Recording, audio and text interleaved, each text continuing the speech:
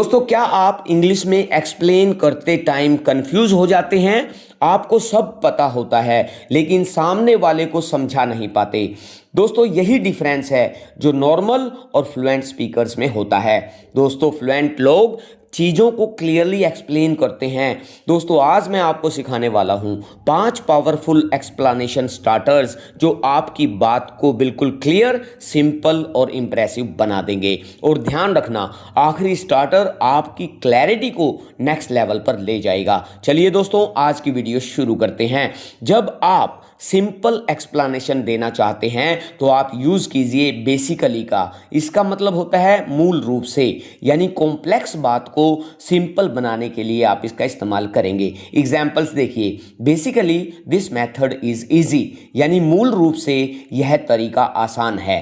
अगला एग्जाम्पल देखिए, basically we need more practice, यानी मूल रूप से हमें और अभ्यास चाहिए। दूसरा स्टार्टर है दोस्तों, जब आप रीजन बताना चाहें तो आप इस्तेमाल कीजिए द रीजन इज का। इसका मतलब होता है कारण यह है, यानी किसी बात का कारण बताने के लिए आप इसका इस्तेमाल करेंगे। एग्जाम्पल्स देखिए, the reason is lack of time, यानी कारण समय की कमी है। दूसरा एग्जाम्पल देखिए, the reason is he didn't try, यानी कारण यह है कि उसने कोशिश नहीं की। अगला स्टार्टर है दोस्तों, जब आप एग्जाम्पल देना चाहें तो आप इस्तेमाल कीजिए फॉर एग्जाम्पल का, और इसका मतलब होता है उदाहरण के लिए, यानी एग्जाम्पल इंट्रोड्यूस करने के लिए आप इसका इस्तेमाल करेंगे। एग्जाम्पल्स देखिए, for example you can practice daily, यानी उदाहरण के लिए आप रोज अभ्यास कर सकते हैं। दूसरा एग्जाम्पल देखिए, for example this method works well,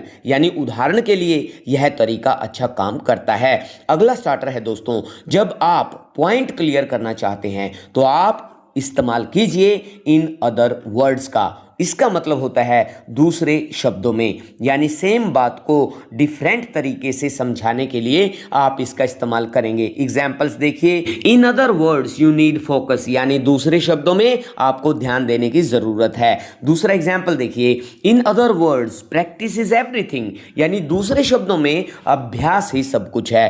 दोस्तों, अब वो स्टार्टर है जो आपकी एक्सप्लेनेशन को क्रिस्टल क्लियर बना देता है, वो है आपका व्हाट दिस मीन्स इज, और इसका मतलब होता है मतलब यह है, यानी फाइनल क्लैरिटी देने के लिए आप इसका इस्तेमाल करेंगे। एग्जाम्पल्स देखिए, what this means is you should not give up, यानी इसका मतलब ये है कि आपको हार नहीं माननी चाहिए। अगला एग्जाम्पल देखिए, what this means is we need to improve, यानी इसका मतलब ये है कि हमें सुधार करना चाहिए। दोस्तों, अगर आप ये 5 स्टार्टर्स यूज करने लगते हैं तो आपकी इंग्लिश सिर्फ बोलने तक नहीं बल्कि समझाने वाली बन जाएगी।